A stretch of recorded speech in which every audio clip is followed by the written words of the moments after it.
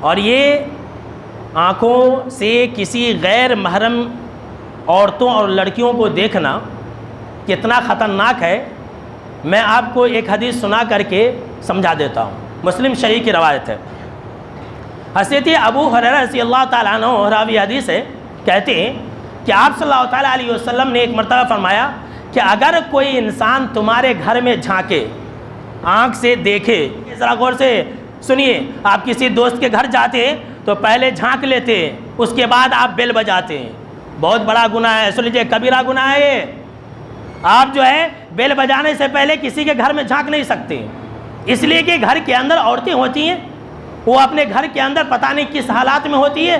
یہ اسلام کی پاکیزہ تعلیم ہے، یہ اسلام کی اعلیٰ تعلیم ہے۔ دیکھیے کہ آپ اگر کسی کے گھر کے اندر جا رہے ہیں تو یہ نہیں کہ آپ پہلے جھانکے، نہیں، آپ کو جھانکنے سے پہلے، اندر جانے سے پہلے آپ کو آواز دینی ہوگی، اجازت اور پرمیشن لینا پڑے گا۔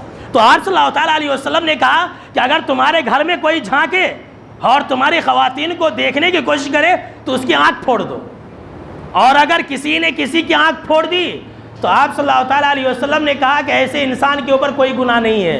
اللہ اکبر۔ جبکہ اسلام کے اندر حکم کیا جانتے ہیں؟ اگر کسی نے لڑائی جھگڑا میں چپکے یوں ہی کسی کی آنکھ پھوڑ دیا تو بدلے میں اس کی بھی آنکھ پھوڑی جائے گی۔ سن لیجئے، اگر کسی نے ایک مکہ مارا کسی کو اور جو ہے اس کی آنکھ چلی گئی تو شریعت کا یہ قانون ہے کہ بدلے میں اس کی بھی آنکھ پھوڑ دی جائے گی۔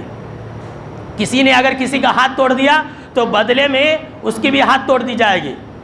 اگر کسی نے کسی کا دانت توڑ دیا تو اس کا بھی دانت توڑا جائے گا، یہ شریعت کا حکم ہے۔ لیکن یہاں غیر محرم عورتوں کا جب دیکھنے کی بات آئی، جب کسی کے گھر میں جھانکنے کی بات آئی تو جناب محمد عربی صلی اللہ تعالیٰ علیہ وسلم نے کہا ایسے لوگوں کی آنکھ کو پھوڑ دو، تمہارے پر کوئی گناہ نہیں ہے، کوئی جرم نہیں ہے، تم سے بدلہ نہیں لیا جائے گا۔